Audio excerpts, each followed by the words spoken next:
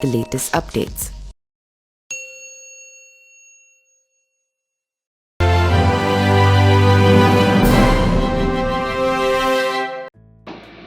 नमस्कार, मेरा नाम पिंटू सिंह यादव है और आप देखना शुरू कर चुके हैं न्यूज लाइव। दोस्तों, बिहार के हाजीपुर लोकसभा सीट से नामांकन कर चुके चिराग पासवान महागठबंधन यानी कि इंडिया अलायंस पर जमकर निशाना साधा और हाजीपुर सीट को लेकर क्या कुछ बोल गए, इसकी पूरी जानकारी हम बताने वाले हैं। तो चलिए शुरू करते हैं। दोस्तों, बात करें तो राजद और कांग्रेस ने हमेशा से डराने और बांटने की राजनीति की है। संविधान और आरक्षण का भय दिखाकर ये लोगों में भ्रम पैदा करते हैं। संविधान ऐसी हल्की चीज नहीं है जो ऐसे खत्म हो जाए। ये बातें लोक जनशक्ति पार्टी रामविलास के राष्ट्रीय अध्यक्ष चिराग पासवान ने हाजीपुर पहुंचे गांधी आश्रम में किया। गांधी आश्रम स्थित कला संस्कृति विभाग के दीप नारायण सिंह संग्रहालय में चिराग पासवान ने स्वतंत्रता सेनानियों को माल्यार्पण कर उन्हें अपनी श्रद्धांजलि दी। श्रद्धांजलि देने के साथ ही हाजीपुर सुरक्षित लोकसभा क्षेत्र से एनडीए समर्थित लोजपा रामविलास के प्रत्याशी चिराग पासवान ने विधिवत अपनी चुनाव प्रचार अभियान की शुरुआत की। मुझे प्रत्याशी घोषित कर दिया गया, चिराग पासवान।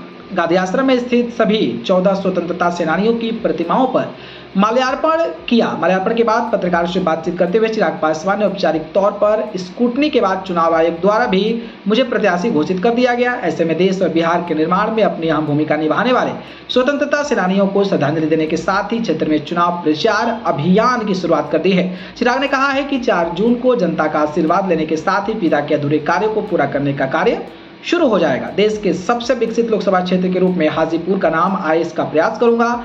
वहीं चुनाव प्रचार के दौरान संविधान और आरक्षण की बात आने के सवाल पर चिराग पासवान ने कहा कि विपक्ष के पास कोई मुद्दा नहीं है।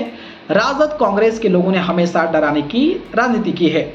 2015 का चुनाव आरक्षण खत्म करने का डर दिखाया। चिराग पासवान ये भी बोले, ये वही लोग हैं जो लाठी में तेल पिलाकर गुंडई करते थे। 2015 का चुनाव आरक्षण खत्म करने का डर दिखाया था, लेकिन इन 10 सालों में कहीं कुछ नहीं हुआ। बार बार ये संविधान और आरक्षण खत्म करने का डर दिखाते हैं। जो प्रधानमंत्री से संविधान द्वारा तीन बार गुजरात का मुख्यमंत्री रहे, अब तीसरी बार प्रधानमंत्री बनने जा रहे हैं। क्या वो इस संविधान को खत्म करेगा? संविधान इतनी हल्की चीज नहीं है जो ऐसे खत्म हो जाएगा। आरक्षण पर बोलते हुए चिराग ने अपने पिता स्वर्गीय रामविलास पासवान के संघर्षों की कसम खाते हुए कहा कि जब तक चिराग जिंदा है तब तक आरक्षण कोई भी खत्म नहीं कर सकता है।